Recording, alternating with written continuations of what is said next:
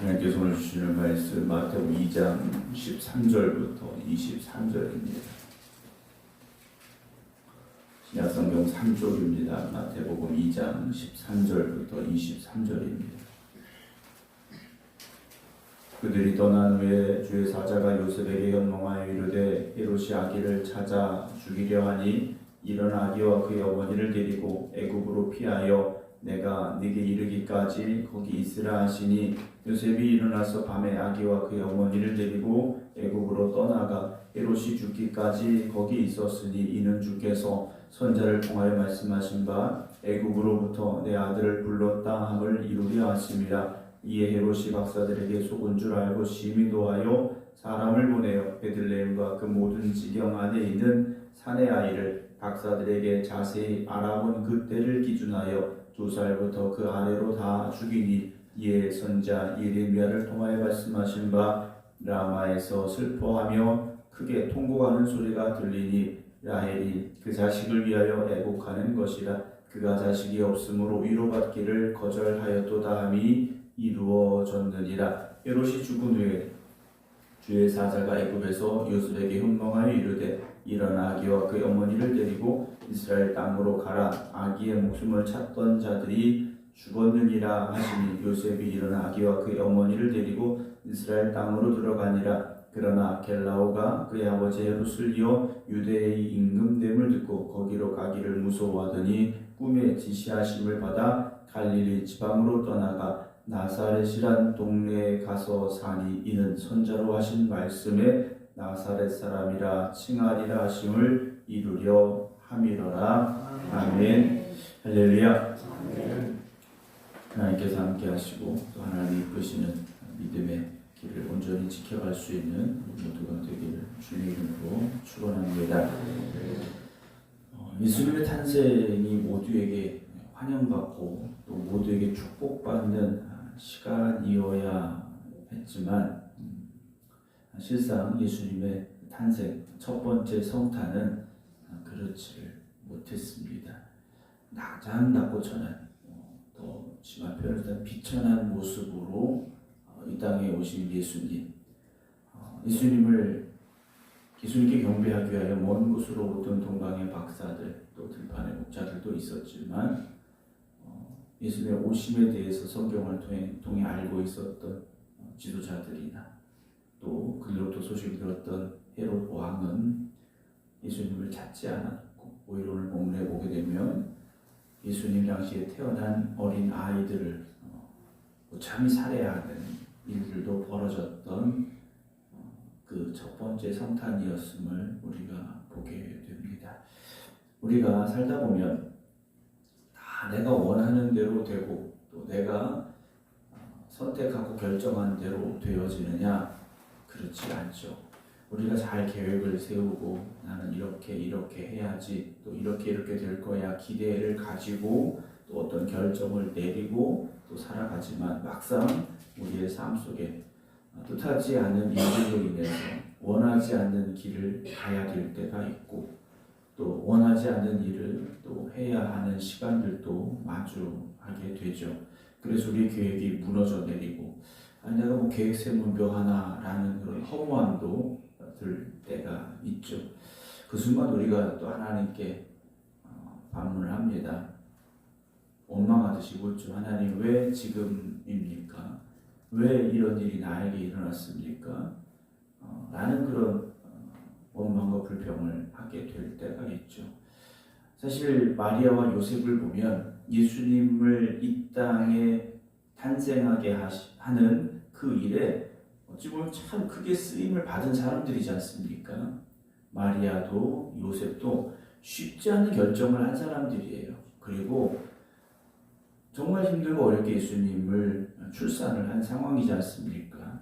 그러면 우리 생각에는 상을 주셔야 될 텐데 오히려 그들의 발걸음을 애굽으로 이끌어 가셨다라는 거죠.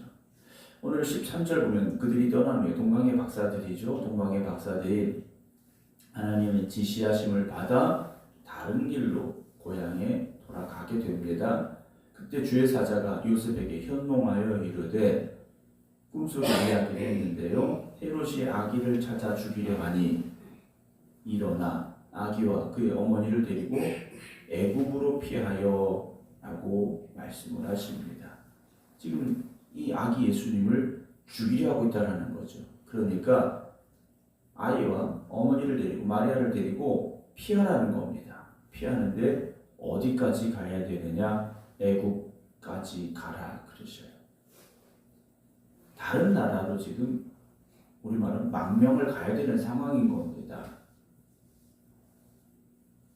그래서 내가 네게 이르기까지 거기 있으라. 얼마간의 시간이 될지도 모르는 거지 않습니까? 고향 땅에 숨으라는 것도 아니고 이스라엘 땅이 어디 좀 조용한 데 가서 살라는 말씀도 아니고 애굽으로 가라는 거예요. 그것도 언제쯤이다 말씀하시지 않습니다. 내가 내게 이르기까지 거기 있어라 하시죠. 근데 요셉이 어떻게 합니까? 일어나서 밤에 아기와 그의 어머니를 데리고 애굽으로 떠나가 그랬습니다. 요셉이요 주저하지 않고 잠에서 깨어서 마리아와 아기 예수님을 데리고 애굽으로 떠났다라고 되어 있습니다. 이 길이 가까운 길이 아닙니다. 쉬운 길이 아니죠. 출산한 지 얼마 되지 않은 마리아 그리고 갓난아기인 예수님을 데리고 애굽으로 떠났다라는 거예요. 여러분 우리가 순종이라는 것은 이미 말씀을 드렸지 않습니까? 어떤 우리가 나름대로 합리적인 결론을 내리고 어떤 상황이 되어지고 여러분 그런 시간을 기다려서 순종하려고 하시면 어느 누구도 순종할 수 없습니다. 순종할 수 없는 것 같은 상황에서 순종의 명령이 우리에게 주어지죠. 그때 우리가 어떻게 합니까? 하나님 지금은 아닌 것 같아요. 하나님 지금은 아닌 것 같아요. 아무리 생각해봐도 지금은 아니지 않습니까? 라고 말할 수밖에 없는 상황이에요. 그런데 하나님 여전히 우리에게 뭐라고 말씀하십니까? 순종해야지 라고 말씀을 하시는 거죠. 그때 우리의 결정, 우리의 선택이 어때야 됩니까? 순종으로 결정이 나야 됩니다. 하나님 이게 좀 해결이 되면 하나님 좀 상황이 안정이 되면 순종하겠습니다. 그렇지 않다라는 거죠. 오늘 요셉은 애굽으로 가기 위한 여러 가지 준비가 필요하겠죠. 우리 생각에 얼마나 많은 준비가 필요합니까? 그런데 떠납니다. 혹자는 동방의 박사들이 아기 예수께 드렸던 황금과 유황과 모략의 예물이 있었는데 황금이 이때 쓰여지지 않았는가라고도 추측을 하기도 합니다만 정확한 것은 아니죠.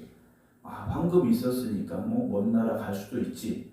여러분 황금이 있다고 순종하는 거 아닙니다. 요즘 말로 말해서 돈이 있다고 순종하는 거 아닙니다.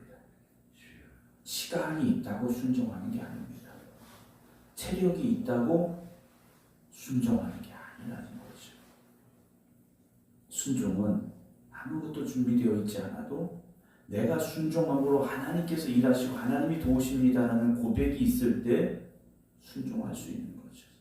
여러분 우리에게 순종이라는 명령을 주실 때는 우리에게 그 결과를 책임지라고 순종하라는 게 아닙니다.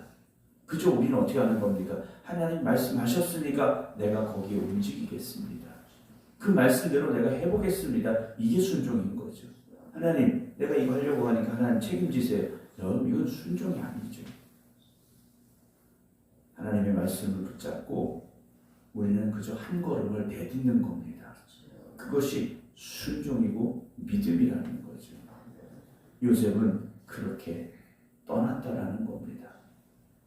그런데 마태는 이 사건을 어떻게 해석을 하고 있는가? 15절 헤롯이 죽기까지 거기 있었으니 이는 선지자께 주께서 선지자를 통하여 말씀하신 바 애굽으로부터 내 아들을 불렀다함을 이루려 하심이라. 호세아 11장에 있었던 이 예언의 말씀을 마태는요 이 사건을 통해서 그래서 예수님을 애굽으로 이끄셨구나. 애굽으로부터 내 아들을 부르셨다는 이 말씀을 하나님께서 이루시려고 이 일을 행하셨구나. 그리고 요셉이 그렇게 순종했구나 라고 마태는 고백하고 있다라는 거죠. 물론 예언에 그렇게 돼 있으니까 이때는 이렇게 하고, 요셉이 그런 생각을 했겠습니까? 호세아서 있으니까 내가 애국으로 가야지. 그렇지 않다라는 거죠. 우리는 아무것도 모를 수 있습니다. 우리가 하나님의 큰 그림을 알지 못할 수 있어요. 그러나 나의 순종이 하나님의 역사를 이루어가고 있다는 것을 여러분 믿으시기 바랍니다. 16절에 헤롯이 박사들에게 속은 줄 알고, 이제 베들레헴의 상황이지 않습니까? 이스라엘 땅의 상황인 거예요. 헤롯이 화가 났습니다. 심히 놓아요. 사람을 보내요. 그랬죠. 박사들에게 분명히 나한테 와서 얘기하라고 그랬는데 안 온 거지 않습니까? 박사들이 올 때가 된 거예요. 베들레헴 갔다가 아무리 늦게 와도 이제는 오겠지 했는데 안 오는 거지 않습니까? 알아봤더니 딴 길로 갔다라는 거예요. 그래서 베들레헴과 그 모든 지경 안에 있는 산의 아이를 박사들에게 자세히 알아본 그때를 기준하여 2살부터 그 아래로 다 죽였다 하겠습니다. 참혹한 학살이 일어났다라는 거죠. 17절에 마태는 이 사건을 이렇게 해석합니다. 선지자 예레미야를 통하여 말씀하신 바, 라마에 슬퍼하며 그의 통곡하는 소리가 들리니 라헬이 그 자식을 위하여 애고하는 것이라. 그가 자식이 없으므로 위로받기를 거절하였도다. 자녀를 위해 눈물을 흘리는 어머니의 대표적인 인물로 이 라헬이라는 여인이 등장을 합니다. 그 눈물이 바로 베들레헴의 눈물이었다라고 마태는 이 말씀을 기록을 해 내려가고 있다는 거죠. 그러면 우리는 또 다시 이렇게 생각해 볼 수 있습니다. 하나님 그렇게까지 하셔야 됩니까? 그 갓난 아기들이 무슨 죄가 있다고? 그렇죠? 우리가 흔히 하는 말이지 않습니까? 어떤 선한 사람이 고통을 당해. 하나님 그 선한 사람, 아니 그런 사람이 무슨 잘못이 있다고 이런 어려움을 당합니까? 라는 우리의 탄식을, 우리가 그런 탄식을 할 때가 있지 않습니까? 그것이 우리들 자신을 향할 때도 있지 않습니까? 아니 내가 무슨 잘못을 했는데, 세상 사람들은 그런 말에 내가 전쟁에 무슨 죄를 지었길래 하는 표현을 하기도 합니다만, 우리는 전쟁이 없는 사람들이니까 내가 이렇게 어려움 당할 만한, 내가 이렇게 속상할 만한, 내가 이게 누군가로부터 이렇게 무시당할 만한 그런 일을 내가 하지도 않았는데 내가 왜 이렇게 억울한 일을 당하고 이런 힘든 일을 만나야 됩니까? 라고 눈물을 흘릴 때가 있다라는 거죠. 그러나 하나님께서는요, 이 라헬의 눈물로 끝나게 하신 게 아닙니다. 소망을 주셨다라는 거죠. 눈물 뒤에 소망을 말씀하고 있다라는 겁니다. 예레미야서는 오늘 여러분 우리의 삶에 우리가 원하지 않는 눈물이 찾아올 때가 있습니다. 우리의 삶에 원하지 않는 고통이 올 때가 있다라는 거죠. 그러나 하나님은 그 고통을 고통으로 끝내는 게 아니시라는 겁니다. 우리의 눈물을 보고 계시는 것이고요. 하나님은 다시 우리를 회복시켜 주시고 우리를 다시 일어서게 하심을 여러분 믿으시기 바랍니다. 19절에 헤롯이 죽은 후에 주의 사자가 애굽에서 요셉에게 현몽하니 이르되, 그렇죠? 주의 사자가 오라 할 때가 있다라고 분명히 말씀하셨어요. 그 때가 되지 않습니까? 일어나, 이제 일어나 그랬습니다. 떠날 때도 일어나라, 돌아올 때도 일어나라고 말씀을 하셔요. 여러분 우리에게 하나님께서 분명히 일어나라고 하실 때가 있습니다. 여러분 그때 일어나셔야 돼요. 가라 하실 때가 있습니다. 가야 되는 거예요. 하라 하실 때가 있습니다. 해야 되는 거죠. 아기와 그의 어머니를 데리고 이스라엘 땅으로 가라. 아기의 목숨을 찾던 자들이 죽었느니라 하시니 요셉이 어떻게 합니까? 일어나 아기와 그의 어머니를 데리고 이스라엘 땅으로 들어갔다라고 되어 있어요. 순종의 자리에는 분명히 일어남이 있다라는 겁니다. 행함이 있다라는 거죠. 여러분 순종은 생각으로 되는 게 아닙니다. 생각으로는 누가 순종을 못합니까? 그 생각이 행동으로 옮겨지는 게 순종이지 않습니까? 이스라엘 땅으로 들어갔는데 22절에 그런 아켈라오가 그의 아버지 헤롯을 이어 유대의 임금됨을 듣고 그랬습니다. 거기로 가기를 무서워하더니 꿈에 지시하심을 받아 어디로 갑니까? 갈릴리 지방으로 떠나가. 여러분 순종하여 가는 길에도 무서움은 여전히 찾아오게 되어 있습니다. 순종하며 가는 길에 무서움이 없겠습니까? 여러분 아브라함이 이삭을 번제로 드리려 했을 때 여러분 아브라함의 마음이 어땠겠습니까? 평안했겠습니까? 즐거웠겠습니까? 엄청난 두려움이 아브라함에게 있지 않았겠습니까? 사람을 죽여야 되는 거지 않습니까? 그것도 하나밖에 없는 자기 아들을 죽여야 되는 자리. 여러분 그 사흘길을 걸어가는 동안 아브라함의 발바닥 여러분 얼마나 가시밭길을 걷는 것 같았겠습니까? 그 사흘 동안 아브라함이 물 한 모금 마실 수 있었겠습니까? 그럴 수 없었겠죠. 요셉에게도 무서움이 왔습니다. 순종의 길에도 무서움이 오고 두려움이 오죠. 그랬더니 꿈에 지시하심을 받아 갈릴리 지방으로 떠나가 나사렛이라는 동네에 가서 사니 그랬습니다.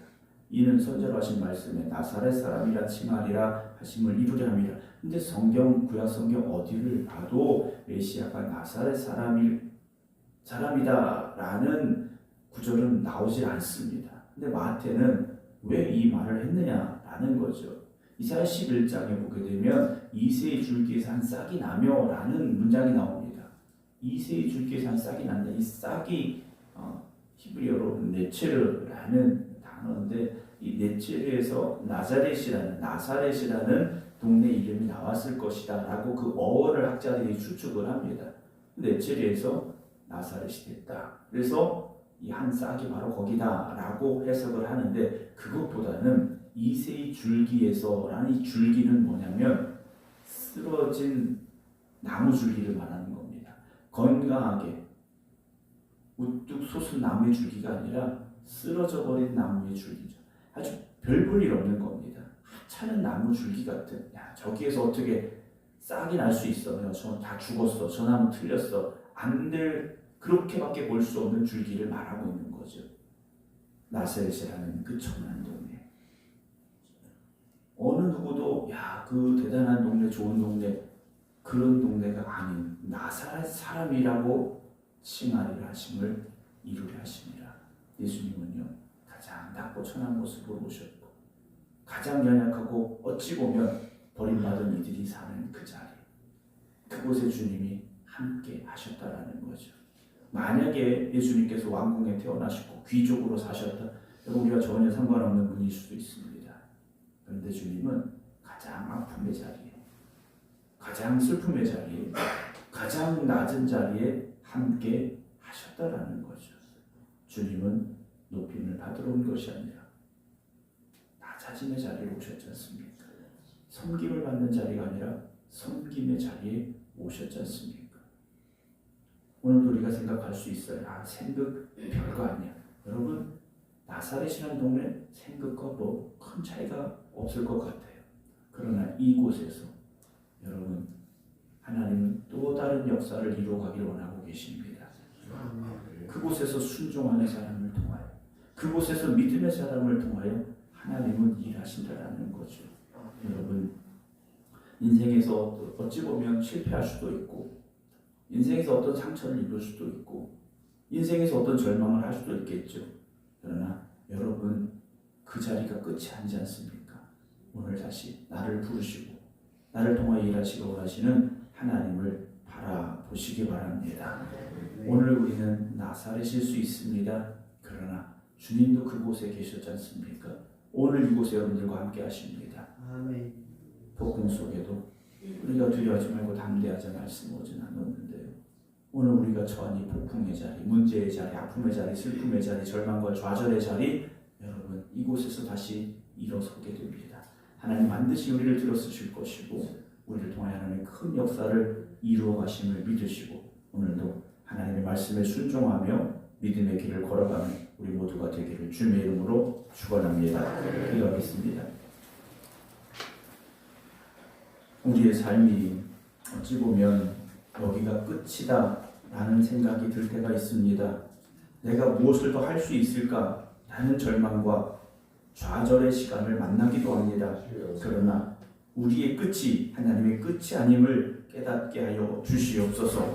우리가 끝이라 생각하는 그 순간 하나님의 일하심을 하나님의 도우심을 하나님의 역사심을, 하나님의 능력을 우리가 체험하게 되고 고백하게 될 줄로 믿사오니 오늘도 하나님의 말씀에 순종하여 한 걸음 내디딜 수 있는 저희들이 되게 하여 주시옵소서. 일주를 시작합니다. 이번 한 주간도 기도하며 시작하는 모든 성도들 주님께서 붙잡아 주시옵시고 인도하여 주시옵시사 믿음의 길을 걸어가며 흔들리지 아니하게 하여 주시고 우리가 하나님의 손을 굳게 붙잡고 순종의 길만 걸어가게 하여 주시옵소서. 질병으로 고통당하는 이들을 위하여 기도합니다. 주님, 저들과 함께하여 주시고 저들의 병상이 눈물의 병상이 되지 아니하게 하시고 치유와 회복이 있는 하나님의 기적이 일어나는 은혜의 자리가 되게 하여 주시옵소서. 삶의 문제와 어려움을 만난 이들도 있습니다.